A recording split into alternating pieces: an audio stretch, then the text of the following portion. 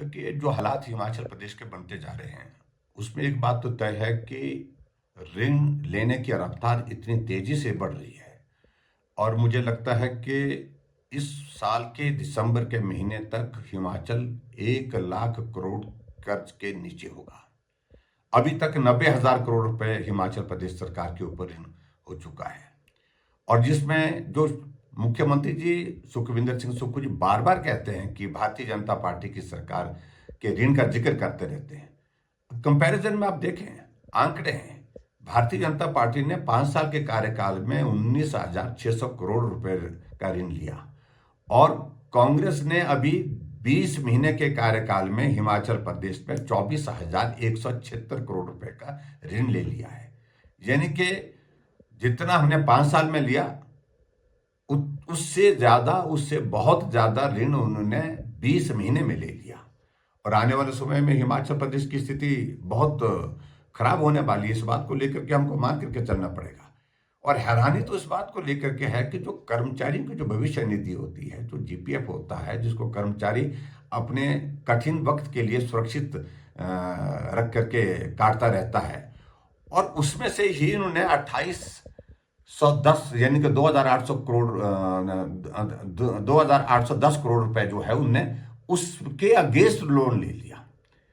और कर्मचारियों के लिए एक बहुत बड़ा संदेश है। कर्मचारियों के लिए बार बार जो कहते थे कि मैं कर्मचारी हितैषी हूं, कर्मचारी हितैषी हूं, वो तो पोल खुल गई। 20 महीने के छोटे से कार्यकाल में हिमाचल प्रदेश में कर्मचारी सड़कों पर आ गए और दूसरी बात, ना उनको डीए मिला, ना उनको मेडिकल रिम्बर्समेंट का पैसा मिल पा रहा है, ना उनकी सैलरी समय पर मिल पा रही है।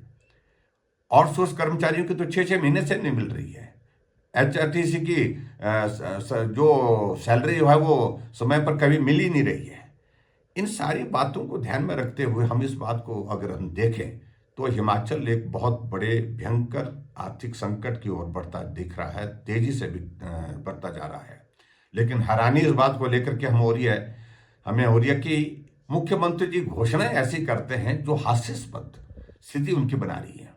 अभी हाल ही में उन्होंने हाउस में विधानसभा के सत्र में घोषणा की कि हिमाचल प्रदेश में कैबिनेट मंत्री और सीपीएस जो है 2 महीने के लिए सैलरी नहीं लेंगे। हमने सोचा कि 2 महीने की सैलरी काट दी इन्हें, लेकिन जब मालूम पड़ा कि सैलरी काटी नहीं, 2 महीने बाद लेंगे, यानी कि 2 महीने के बाद वो 2 महीने की सैलरी नहीं लेंगे, वो 3 महीने की इकट्ठा लेंगे। क्या मतलब है इसका? और नाखून काट करके शहीद होने की बात कह रहे हैं वो। ऐसी स्थिति में एक और उदाहरण हमारे सामने आज पिछले कल नोटिफिकेशन में आया। एक जो BOCW जो बोर्ड है ये, उसमें चेयरमैन लगाए हैं एक, जिनको 30,000 ऑनरेरी में मिलता था, उसको 1,30,000 सीधा 1 लाख बढ़ा दिया उसमें। और ये सारी चीजों को लेकर के मुख्यमंत्री जी अपनी स्थिति को हास्यास्पद बनाए जा रहे हैं, मजाक का विषय बनते जा रहे हैं। एक तरफ आप बहुत सारी बातें कह रहे हैं कि हम आर्थिक तंगी के दौर में से गुजर रहे हैं, कुछ सख्त फैसले लेने पड़ेंगे, तो आप हटाइए ना, सीपीएस को क्यों नहीं हटाते हैं? जो गैर संवैधानिक तरीके से बनाए गए हैं, जिनको हाई कोर्ट में आपने बचाने के लिए आपने वकीलों को 6 करोड़ रुपए तो आपने वकीलों को दे दिया। उसके लिए सीपीएस नहीं बनाते तो क्या सरकार नहीं चलती?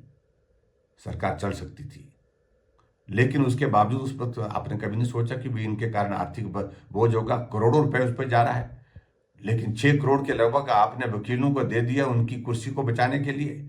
और एक तरफ से आप कह रहे हैं कि हम जो है वो सैलरी डेफर कर रहे हैं 2 महीने के लिए।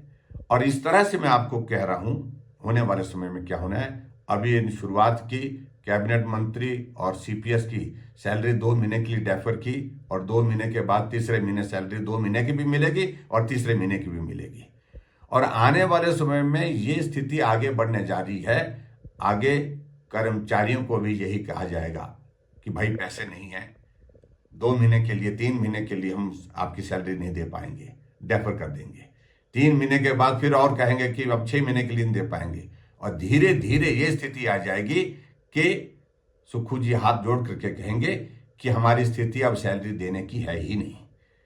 ये हालात हिमाचल प्रदेश के बन रहे हैं और इस दिशा में हिमाचल आगे बढ़ता जा रहा है।